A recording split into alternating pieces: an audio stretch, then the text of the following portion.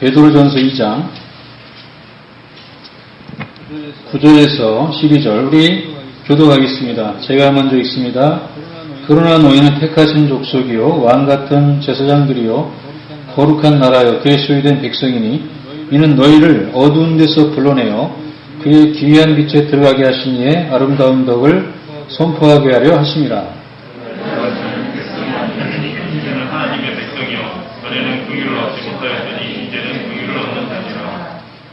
사랑하는 자들아 거류민과 나그네 같은 너희를 권하노니 영혼을 거스러 싸우는 육체의 정욕을 제어하라. 너희가 이방인 중에서 그들을 선하게 하고 너희를 악행한다고 비방하는 자들과 너희 선한 일을 보고 보시는 하나님께 영광을 돌리게 하려 합니다.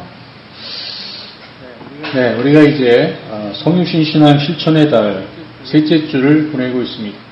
자, 오늘은 특별히 구속적 신앙을 40절한 제목으로 말씀을 나눕니다. 오늘날 교회는 개인 구원에 집중한 나머지 마치 교회와 하나님을 개인의 번영을 위한 필요한 존재로 생각하고 그렇게 우리의 신앙을 전락시키는 경향이 있습니다. 이것은 기독교의 종교화 현상입니다. 그러나 성경은 구원에 대한 하나님과 그 백성의 관계에 있어서 분명한 위치와 책임이 있음을 증언하고 있습니다. 즉 우리가 하나님께 구원받은 것은 하나님의 백성 안으로 구속을 받을 사람들을 위한 것입니다. 앞으로 우리가 먼저 구원받았지만 앞으로 구원받아야 될 전 우주적인 하나님의 백성들을 위해서 우리가 먼저 구원을 받은 것이죠. 성경은 구속이라는 단어를 출애굽 사건에서 처음 사용합니다. 출애굽기 6장 6절이죠. 출애굽 당시 하나님은 분명한 목적을 가지고 이스라엘을 구속하셨어요. 그 목적은 이스라엘이 하나님의 백성이 되어서 언약에 따라서 그분께 헌신하고 열방의 하나님과 열방을 연결하는 그런 제사장으로 섬기는 그러한 목적으로 우리가 이스라엘 백성들이 구원을 받은 것이죠. 이렇게 이스라엘은 하나님과 아브라함이 맺은 언약에 따라서 그 언약을 성취하기 위해 열방의 모든 민족이 복을 받도록 하기 위해서 구속함을 받았던 것입니다. 그들은 하나님을 위해 구속받은 것이죠.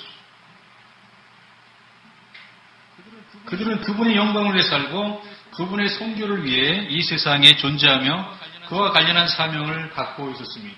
그런데 이와 같은 아브라함의 언약 안에 있는 이스라엘에게 주어진 그 소명과 사명이 예수 그리스도 안에서 구원받은 초대교회 사도들도 그것을 받아들이고 있다는 거예요.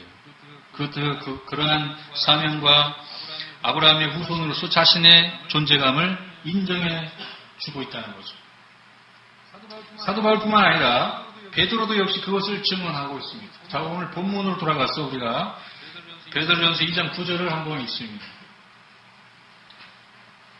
9절 시작. 그러나 너희는 택하신 족속이요 왕같은 제사장들이요 거룩한 나라요 그의 소유된 백성이니 이는 너희를 어두운 데서 불러내어 그의 귀한 빛에 들어가게 하시니 아름다운 덕을 선포하게 하려 하십니다.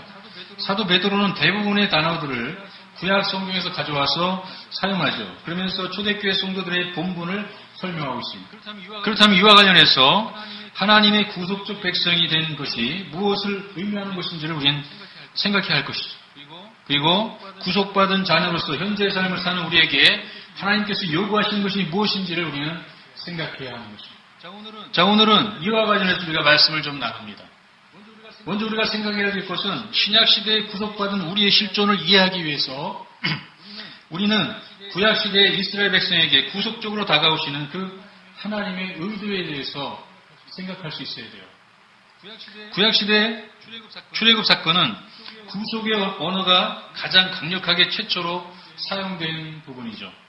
애굽 땅에서 바로의 앞자에 있던 이스라엘에게 일어난 하나님의 구속적 그런 찾아오심은 이 땅을 향한 하나님의 계획을 보여주는 것이고 동시에 이스라엘에게 절시하는 것이었습니다.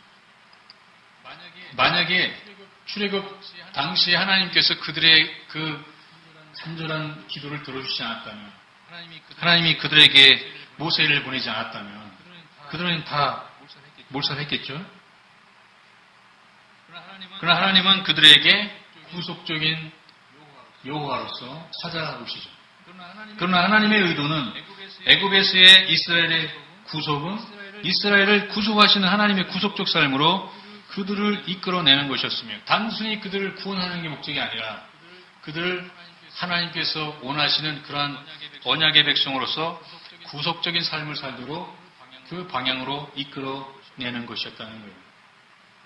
그들은 구속적인 삶을 살기 위해 구속을 받아야 되고 또 그들은 행복해야 했고 또 그들은 복을 누려야만 했다는 거예요.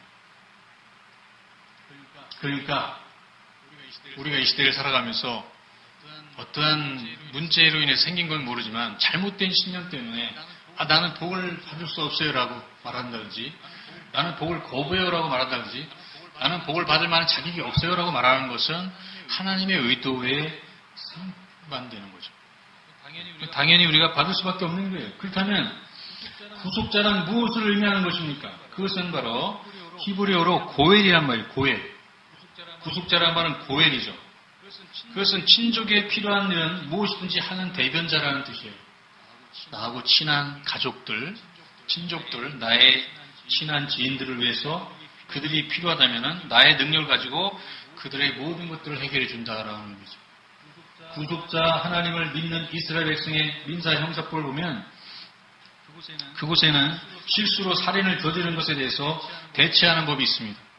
또 가족이 빚을 져서 남의 종이 됐을 때는 그것에서 벗어나도록 돕는 법이 있어요. 레위기 25장의 조치에 나오죠. 또 형제가 죽어서 대를 잇지 못할 때는 가산을 잃게 될 때 그 형제의 이름과 가산을 보존해 주는 법이 있습니다. 신명기 25장에 나오죠. 이와 같은 그런 법들이 이 율법서에 자세히 기록되어 있는데 이것은 당시 이스라엘 사회에서 그대로 지켜지고 있었다는 거예요. 그 한 예로서 사사기 시대에 보면 보아스가 과부가 되어 돌아온 룻의 남편이 되어서 그 룻의 전 남편의 가업을 다 이어주고 전 남편의 그 가문의 모든 그 허물들을 덮어주고 다시 번영이 오게 만들어주죠. 이것은 하나님의 구속적 성품이 그들의 사회법과 관습과 문화에 반영되어 있는 모습이 보여지는 것입니다.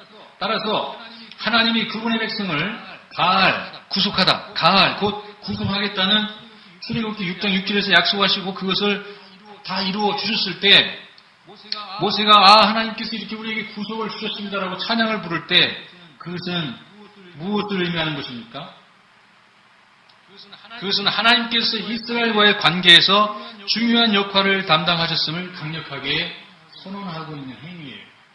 출애굽기 15장에 보면은 모세가 하나님을 높이죠. 하나님께서 이 모든 일들을 하셔서 우리를 구속하셨다고. 하나님은 친척 관계를 그 모든 의무와 함께 다 받아들이세요. 아브라함 언약에서 아브라함과 친구가 된 이후에 430년이 지난 당시 현재에도 그 모든 아브라함 족속이 민족의 차원에서 수백만, 200만이나 되는 엄청난 그 사람들을 하나님은 자기의 친척으로 여기시고 그들이 원하는 모든 것들을 위해서 대변자가 되어주셨다는 거예요. 그게 바로 구속의 하나님. 하나님은 그분의 백성을 보호하고 옹호하고 해방시키기 위해 필요한 일은 무엇인지 하시고 얼마의 비용이 들든 지불하실 각오가 되어 있으셨습니다. 자, 그렇다면 하나님은 어느 정도의 구속관을 가지고 이스라엘 백성들을 구원하셨을까요? 이집트에서 430년을 살아오던 이스라엘 백성들은 적어도 정치적으로, 경제적으로, 사회적으로 또는 영적 차원에서 속박되어 있었습니다. 자, 먼저 영적 차원에서 보면 이스라엘은 요셉 시대에 바로의 환대를 받았지만은 세대가 지나면서 정부의 정책에 변화가 오면서 억압을 당합니다. 그 결과 경제적 피난처였던 애굽 땅이 정치적 증오와 근거 없는 두려움, 착취와 차별이 난무하는 감옥이 되었습니다. 빨리 이 땅을 떠나고 싶은 거예요. 오늘날에도 수많은 인종적 소수 집단들이 거류 국가의 의심과 제도적 억압으로 고통을 겪습니다. 이에 대해서 구속적으로 그들에게 다가가셔서 정치적 노예 상태를 종식시키시고 자유를 확보해 주시며 하나님은 아브라함의 언약을 단절시키는 노예 상태에서 구속하시기 위해서 바로왕의 권력과 10가지 재앙을 동반하여 대결하시죠. 이렇게 하나님의 구속은 정치적 차원에서도 이루어지는 것입니다. 둘째, 경제적 차원에서의 변화가 왔어요. 이스라엘은 정치적 억압 속에서 경제적 고통이 심했습니다. 그들은 남의 땅에서 주인 국가의 이익을 위해서 농업과 건설업에 종사하면서 강제노동으로 착취를 당했어요. 그들은 하나님께 부르짖었고 하나님은 그들의 고엘로서 그들에게 개입하셨습니다. 그러나 이스라엘에게는 경제적 억압에서의 자유만으로는 부족해요. 뭐가 필요하죠? 구속자 하나님이 오시면 이스라엘 백성들은 하나님의 백성이 되죠. 억압에서 자유케 되죠. 거기에 또 뭐가 필요합니까? 땅이 필요하죠. 재물만 있어도 되는 게 아니라 그 재물을 누릴 수 있는 집과 땅이 필요한 거예요. 그래서 그들에게 가나안으로 인도하시기 시작하시죠.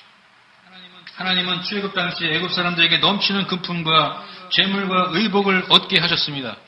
출애굽기 6장 6절에서 8절이죠. 그리고 땅을 예비하시고 그들을 가나안으로 인도하시기 시작하십니다. 뿐만 아니라 백성들 내부 안에서 경제적 균형과 안정을 위해서 경제법을 만들어서 세웁니다. 왜냐하면 돈을 더 많이 갖고 권력을 더 많이 가진 사람이 많이 갖지 못하고 힘없는 가난한 사람들을 억압할 수 있기 때문에 백성들 안에도 경제적인 균형과 안정을 위해 경제법을 세웠다는 것입니다. 이렇게 하나님의 구속은 경제적 안정을 포함했습니다. 이와 같은 그런 자유가 여러분에게 이미 주어지고 있습니다. 지금도 주어지고 있고 앞으로도 계속 그것이 재현될 것입니다. 세 번째로 하나님의 구속은 사회적 차원에서도 이루어졌습니다. 출애굽기 1장에서 증언하는 대로 바로의 정치적 억압은 경제적 착취에서 시작해서 가정 내부의 산파를 통한 전복으로 이어지고 그 다음은 출생 3개월 이내에 아이를 모두 죽이는 인종 학살로 이어지게 되었습니다. 출애굽기 1장 22절에 증언하죠. 이처럼 정치적 자유를 빼앗기고 경제적 억압을 감수해야 하는 상황은 이제 정상적 가정생활을 유린하고 기본적 인권을 무기하는 그런 상황으로까지 더 심화됩니다. 무기한다는 게 뭔 뜻인지 아십니까? 무기. 진실된 것을 거짓화시켜서 그것을 진리화시키는 거예요. 그래서 진리 체계 속에 있는 사람들을 모두 다 무력화시켜서 그 사람들을 억압하고 잘못된 비진리를 진료화시켜서 그것을 질서로 만들어서 그 인생을 주도권을 잡고 흔들어 그들이 원하는 방법대로 사용하려고 하는 거죠. 그게 바로 무기하는 행위가 당시 사회에 만연해 있었다고 하는 것이죠. 이러한 일들은 현대 사회에서도 그 모습을 쉽게 찾을 수가 있습니다. 이렇게 참을 수 없는 고통의 지역에서 자기 백성을 구원하시고 새로운 사회를 제정하셨습니다. 그래서 정부의 권력을 제한하고 인간의 생명과 기본권을 존중하시는 법을 세우시고 사회 정의에 대한 내용을 율법에 담으셨습니다. 그래서 새로운 나라를 출범시키신 것입니다. 오늘날 기독교를 이 세상이 증오하고 분노하고 기독교를 거부하고 기독교를 핍박하는 이유는 뭔지 아십니까? 새로운 나라를 세우기 때문에 기독교가 들어가면 그 나라가 모든 부분에서 하나님의 구속이 임함으로 구속적 은혜가 흘러서 새로워지기 때문에 악독 정부가 사라지고 악독 사회체계가 종식되고 그 안에 질서가 세워져요. 미시파트 질서가 세워져요. 지난주에 제가 소개했죠. 미시파트 질서를 위한 의를 위한 변화, 행동들, 그러한 가치들, 그러한 항목들, 법적 항목들이 다시 세워지면서 그곳에 righteousness가 세워집니다. justice가 세워집니다. 그렇기 때문에 이 세상 나라는 하나님 나라의 모델인 교회를 안 좋아해요. 여러분은 교회죠. 그러나 이 환란의 시대 속에 여러분이 이 세상을 이기려면 어떻게 돼요? 따릅시다. 나의 신앙의 의식으로 이념을 초월하자. 이념을 부인하거나 이념을 대적하거나 다른 이념을 가진 사람을 대적해서는 안 돼요. 이념을 초월하는 신앙을 훈련해야 합니다. 이와 같이 하나님의 구속은 사회적 구속을 포함했습니다. 네 번째로 영적 차원에서의 구속이 이루어졌습니다. 시부린들은 바로의 노예들이었습니다. 그래서 그들은 하나님을 예배하는 자들이지만 실제 그들의 삶은 바로를 예배하는 자들로 전락하여 있었습니다. 이에 대해 하나님의 선언은 단호하셨습니다. 출애굽기 4장을 보겠습니다. 출애굽기 4장 22절에서 23절.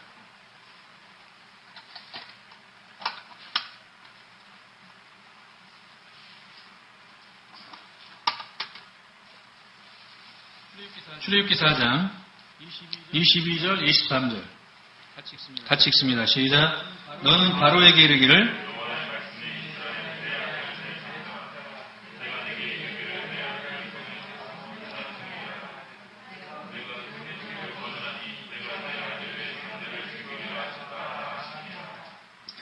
자, 보세요. 하나님은 모세를 보내 바로에게 말씀하시죠. 이스라엘은 내 아들 내 장자라. 니께 아니다. 내 거다. 내가 내게 이르기를 내 아들을 보내 주어 나를 섬기게 하라. 이렇게 말씀하십니다. 바로에게 억류된 이스라엘은 그들의 하나님을 온전히 예배할 수 없었습니다. 이렇게 이스라엘 차원에는 영적인 속박이 있었습니다. 그것은 단순히 정치적, 경제적, 사회적 문제가 아니었습니다. 오늘날에도 마찬가지입니다. 불신자든 신자든 간에 영적 속박이 풀어지지 않으면 정치, 경제, 사회, 문화의 모든 문제가 해결되지 않고 자꾸 다른 모든 영역에서 붕괴가 일어나게 되는 것입니다. 자꾸만 이 사회가 영적인 정부인 교회를 계속 속박하고 예배를 못하게 하거나 계속 그것을 제한하게 되게 되면 어떻게 되냐면 이 사회 전체에 서서히 붕괴가 오기 시작해요. 그러니까 크리스천들은 예배를 드리려고 해야 해요.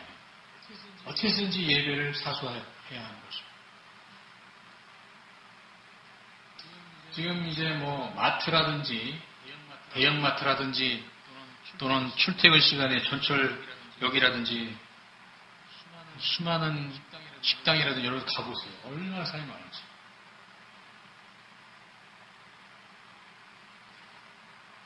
교회는 사람이 없어. 물론 교회는 보이게만 존재하지 않는 거죠. 우리 교회는 그렇게 보이게만 존재하는 그룹은 아니에요. 보이지 않아도 교회는 여전히 거기 있을 수 있죠. 무형교회로 존재할 수 있는 거죠. 세계교회로 존재할 수 있죠. 그러나 문제는 중요한 것은 뭐냐면 신자나 불신자나 영적 속박이 풀어지지 않으면 그 사람과 관련된 모든 삶의 문제들이 붕괴되기 시작한다. 왜 그렇습니까? 하나님의 임재가 거기에 풀어지지 않기 때문이죠. 당시 신으로 추앙받던 바로에게 하나님은 정면 대결을 신청하셨습니다. 내 백성을 예배하도록 보내지 않으면 너의 나라와 백성들의 신들과 가문의 대를 다 단절시켜 버리겠다는 것입니다. 그러나 실제로 바로는 절대로 끝까지 거부했습니다. 그래서 일어난 일이 무엇입니까? 실제로 이스라엘이 애굽을 떠나 얼마 되지 않아서 애굽은 망하게 됩니다. 홍해바다에 너무 많은 군대를 일으켰기 때문에 군사력을 잃어서 애굽이 망했을 수도 있지만은 애굽이 망한 이유는 정확하게 알 수 없어요. 그렇지만 당시 출애굽이 있고 나서 얼마 되지 않아 애굽은 세계의 패권 국가로 모든 그러한 것들을 잃어버리게 됩니다. 하나님은 정면 돌파에 바로를 무너뜨리시죠. 이 10가지 재앙은 사실 무엇입니까? 애굽의 모든 신에 대한 하나님의 심판이었습니다. 여러분이 놀라실지 모르지만 장자재앙을 빼한 모든 9가지 재앙이 무엇에 대한 재앙인지 아십니까? 모두 애굽의 사람들이 섬기던 신에게 바치던 재물에 대한 재앙들이에요. 독종이라든지 이재앙이라든지 피재앙이라든지 나일강에 막 개구리 떼가 막 몰려들어가지고 막 전부 이렇게 튀어오고 각 집집마다 난리가 나고 이런 것들이 다 뭡니까? 나일강은 그들의 신이죠.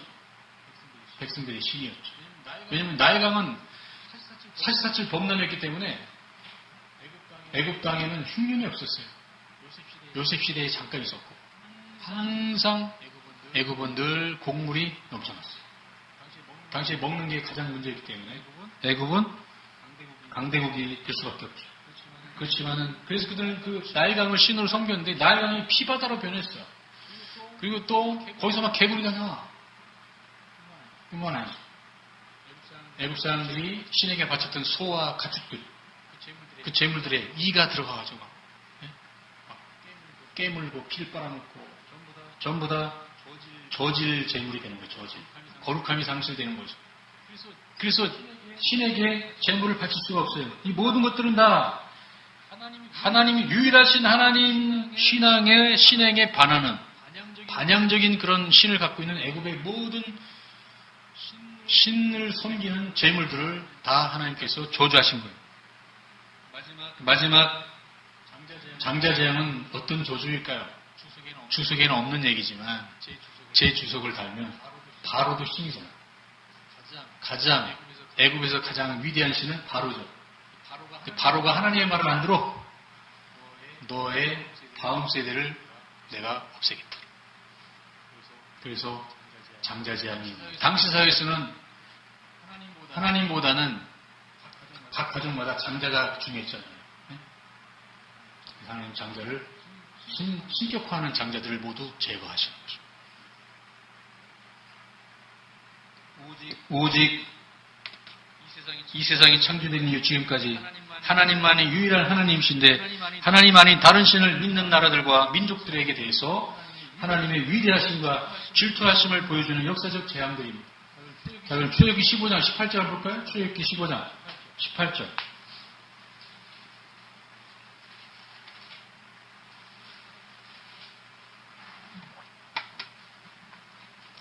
출애굽기 15장 18절 같이 읽습니다. 시작. 여호와께서 영원 무궁하도록 다스리시고도 하였더라.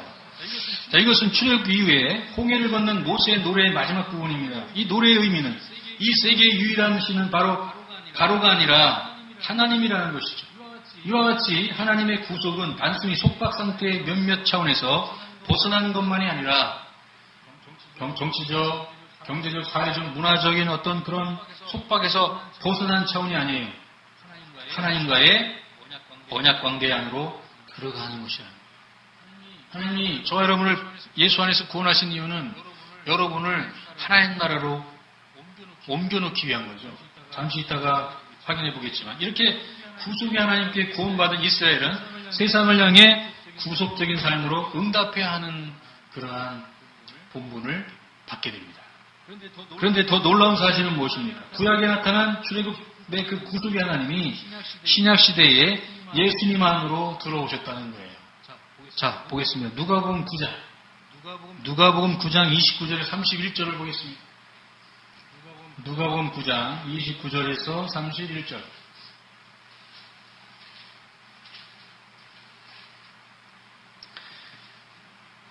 29절 같이 읽습니다. 시작. 기도하실 때에 용모가 변화되고 휘어져 광채가 나더라. 문득 두 사람이 예수와 함께 말하니 이는 모세와 엘리야라. 영광 중에 나타나서 장차 예수께서 예루살렘에서 결세하실 것을 말씀하시세요. 자, 누가는 예수님의 십자가의 준비와 죽음을 출애굽의 관점에서 증언합니다. 이렇게 복음서에 나타나는 출애굽에 대한 모델은 예수께서 변화산에서 영광 중에 모세와 엘리야를 만나시는 장면을 통해서 부각되고 있습니다.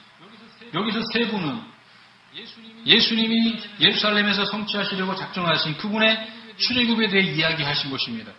그것은 이 세상 신에 의해 억압된 전 인류와 피조계를 이 세상 신으로부터 구속하시는 그런 십자가의 구속의 역사에 대한 것입니다. 여기서 그들은 모세의 지도 아래 이스라엘 민족이 이루어졌고 이스라엘 민족이 그것을 이루었고 이제 예수님께서 세상을 위해 이루실 출애굽의 성취를 언급했던 것입니다. 이렇게 예수님 자신의 온전한 의도로 작정된 그분의 십자가의 죽음은 하나님의 위대한 구속적 역사가 전 인류 가운데로 침투해 오시는 그런 구속행위가 된다는 것입니다. 출애굽이 바로가 강제로 빼앗은 권력과 주장에 대한 하나님의 위대한 그런 타도였다면은 십자가는 정사와 권세에 대한 이 사탄의 나라에 대해서 하나님의 승리였다는 것입니다. 이에 대해서 사도 바울도 그대로 이해하고 있죠. 골로새서 1장을 보면 볼까요? 골로새서 1장 13절 14절. 골로새서 1장 13절 14절.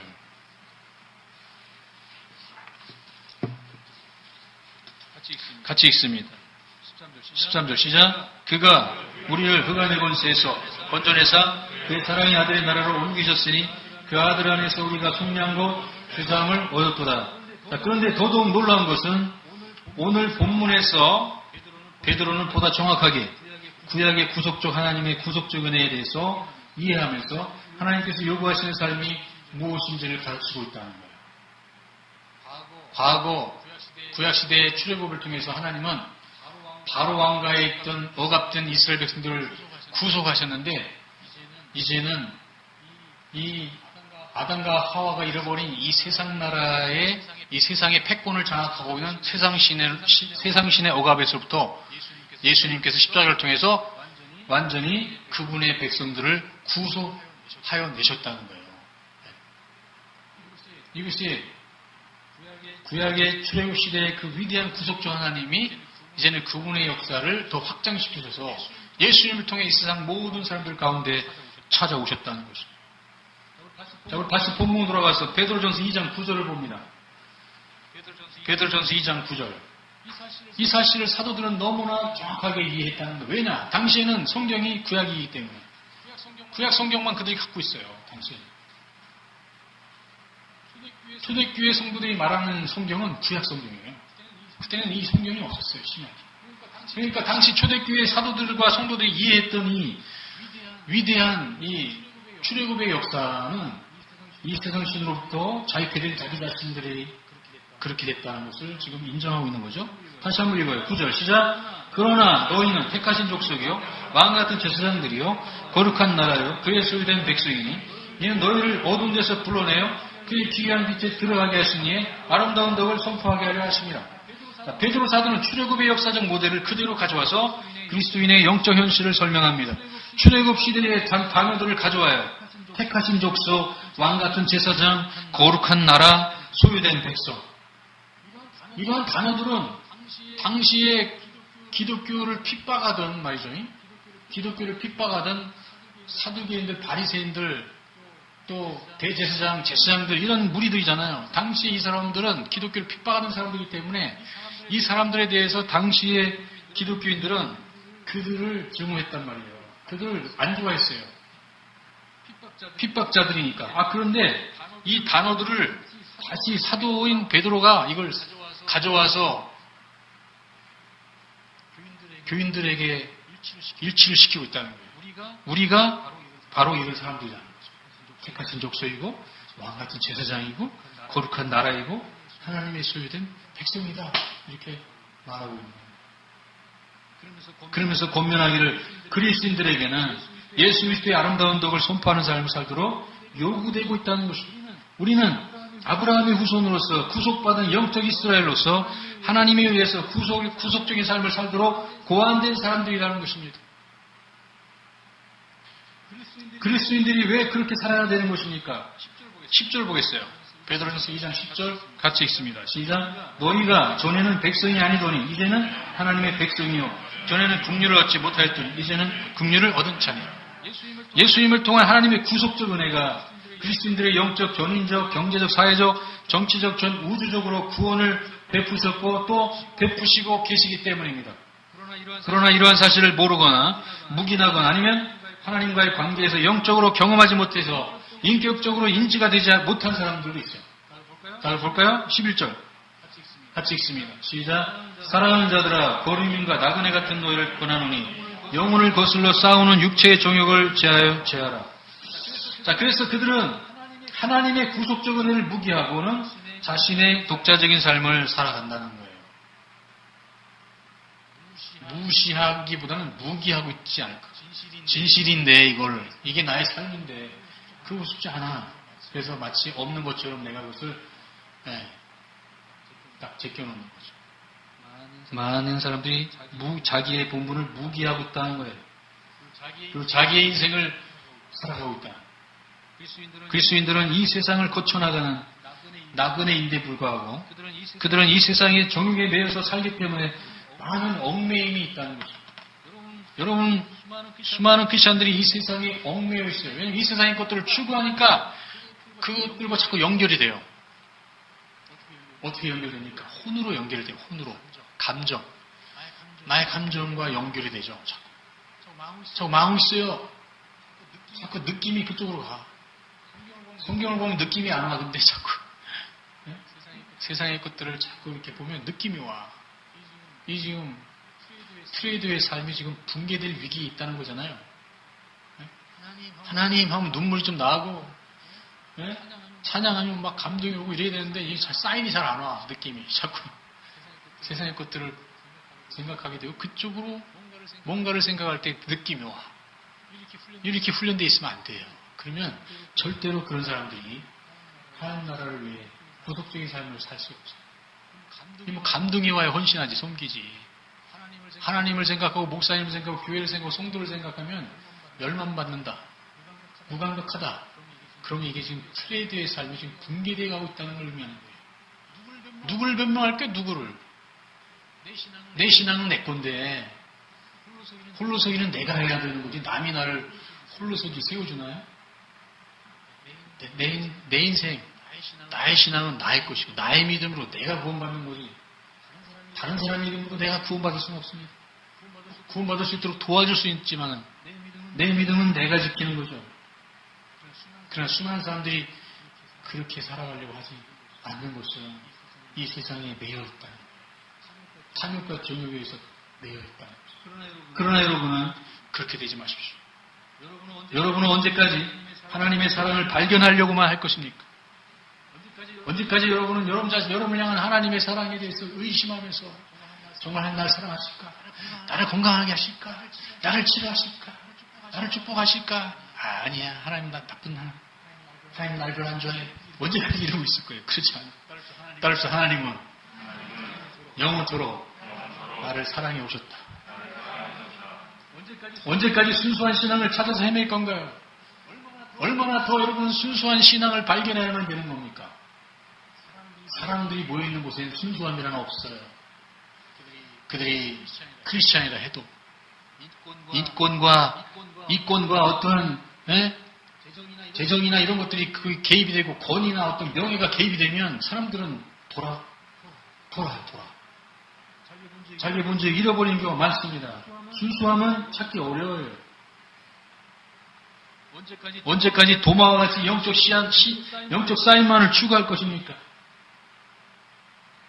세월을 흘러가는데 언제까지 여러분의 서 있어야 할 자리에서 그 자리를 거부하고 나태하게 신앙생활을 하면서 수많은 영혼들을 계속 흘려보낼 건가요?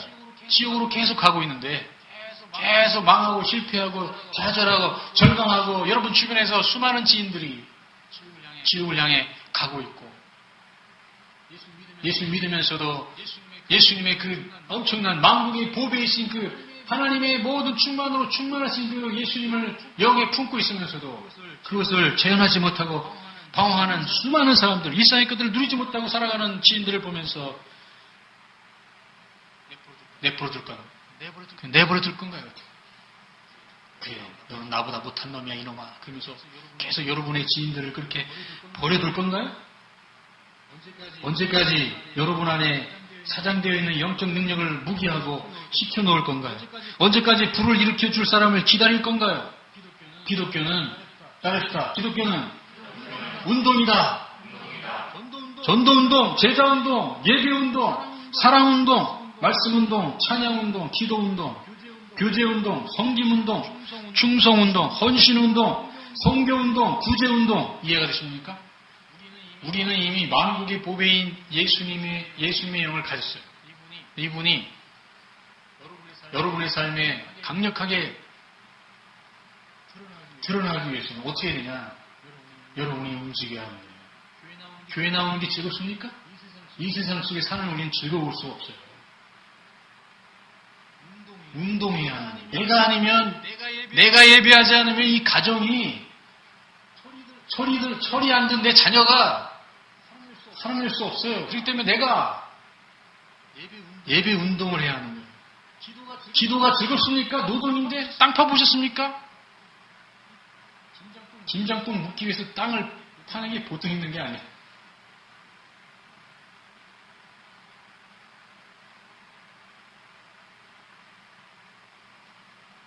기도는 그거가 더 힘든 거예요. 할 수 없기 때문에 운동해야 하는 거예요. 여러분이 여러분 주변의 사람들 섬기는 게 되게 쉽습니까? 어려워요. 운동해야 합니다. 여러분이 하나님께 충성하는 게 쉬운 일입니까? 어려워요. 그렇기 때문에 운동해야 하는 것입니다. 운동은 혼자 합니까? 같이 해야 이게 할 수 있는 거죠. 그러나 여러분 가정에 누군가 한 사람이 시작해야 합니다. 여러분 공동체의 셀에 누군가 한 사람이 시작해요. 그래서 동역자들이 함께 일어나서 같이 할 수 있게 돼야 합니다. 그게 사랑이죠. 그게 공동체의 사랑이고 가족 안의 사랑 아닙니까? 그게 연대감 아닙니까? 연합보다 연대감은 더 위대한 거예요. 우리는 한 가족이야. 이건 연합이지만 연대는 뭡니까? 함께 고민하고 함께 일하고 함께 고생하는 게 연대예요. 연대감.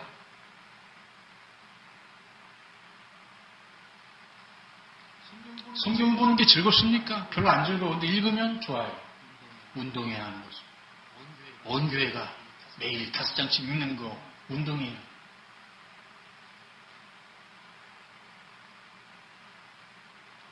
선교하는 거, 구제하는 거 쉽습니까? 나의 피와 같은 돈을 하나님께 들여서 시간을 들여서 헌신해야 되는 건데 교회를 세우는 게 쉽습니까? 죽기보다도 싫은 게 교회 세우는 게 아닐까요? 교회를 세우지 않으면 이 세상이 위험합니다. 사회인들에 의해서 지탄을 받으면서 가장자리에 외롭게 서 있는 이 교회들, 그 속에 한 멤버인 내가 우울함도 느끼고 때로는 굴욕감도 느끼고 때로는 기회도 느끼고 외로움도 느껴가면서 때로는 건강의 위협을 받아가면서까지 영적 공격을 받아가면서까지 직장에서 파고치고 받아가면서까지 내가 이것을 해야 하는가 무슨 생각이 안 들겠어요? 다 들지. 그러나 우리가 거기 있지 않으면 위험합니다. 모두가 위험해져요. 모두 생각해 보십시오.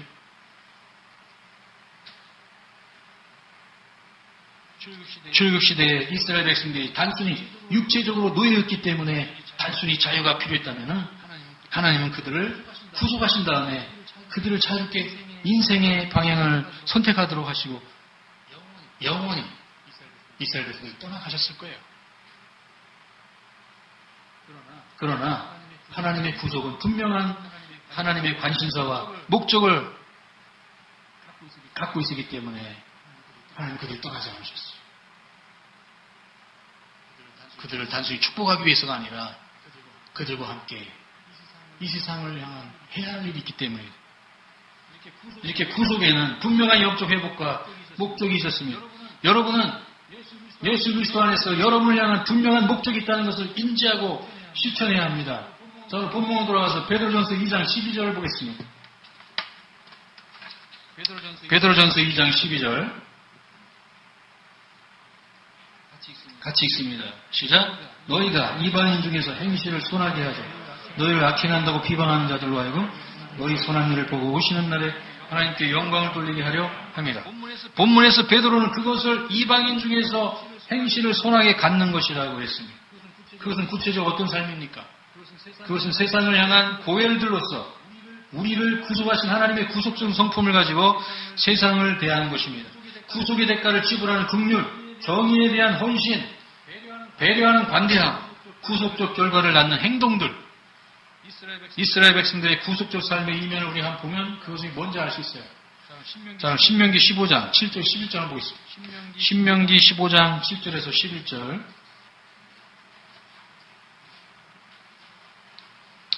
신명기 15장 7절에서 11절입니다. 신명기 15장 7절 11절까지 시작. 내 하나님 여호와께서 내게 주신 땅 어느 성읍에 있었는지 가난한 형제가 너와 함께 거주하거든 가난한 형제에게 내 마음을 완악하게 하지 말며 내 손을 움켜쥐지 말고 반드시 내 손을 그에게 펴서 그에게 필요한 대로 쓸 것을 넉넉히 부어주라. 삼가 너는 마음에 악한 생각을 품지 말라. 곧 이르기를 7째 해 면제년이 가까웠다 하고 내 궁핍한 형제를 악한 눈으로 바라보며 아무것도 주지 않으면 그가 너를 여호와께 호소하리니 그것이 내게 죄가 되리라. 너는 반드시 그에게 줄 것이요 줄 때에는 아끼는 마음을 품지 말 것이니라. 이로 말미암아 내 하나님 여호와께서 내가 하는 모든 일과 내 손이 하는 모든 일에 내게 복을 주시리라. 땅에는 언제든지 가난한 자가 그치지 아니하겠으므로 내가 내게 명령하리로니 너는 반드시 내 땅에 내 형제 곤란한 자와 궁핍한 자에게 내 손을 펼치며 고통당했던 애굽 시절을 생각하는 이스라엘 백성들은 영적, 경제적, 사회적으로 불우한 지인들에게 긍휼함으로 대할 것을 하나님께 요구받았다는 것입니다. 그것이 구속적 삶의 한 부분이에요.